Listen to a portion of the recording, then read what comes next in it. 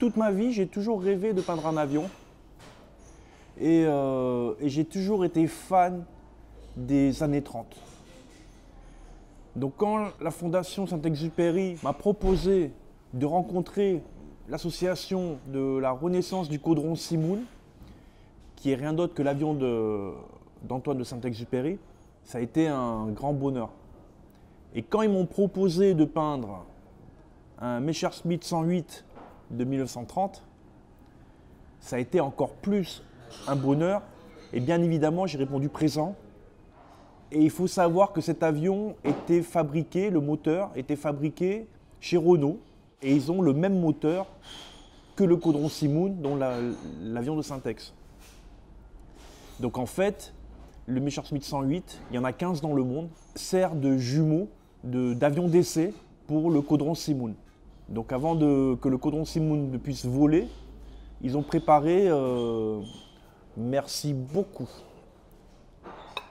ils ont préparé, ils ont essayé les pièces sur le Messerschmitt avant de le poser sur le Caudron Simoun. Donc c'était un voyage dans le temps.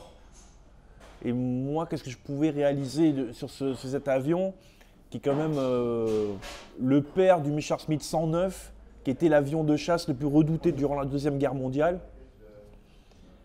J'ai inscrit dessus tout le nom des ouvrages qu'a pu écrire Antoine de Saint-Exupéry avec mon style très coloré, qui est quand même un message de paix et d'universalité.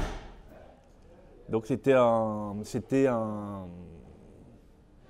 moment incroyable et il me tarde de le voir voler dans le ciel parce que pour l'instant il est encore en restauration, mais normalement pour mai 2020 on devrait l'avoir en vol et avoir des images de lui en train de planer au-dessus de la région parisienne.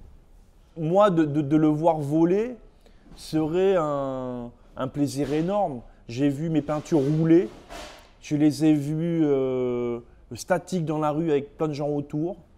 Je les ai vues voyager lors d'expositions.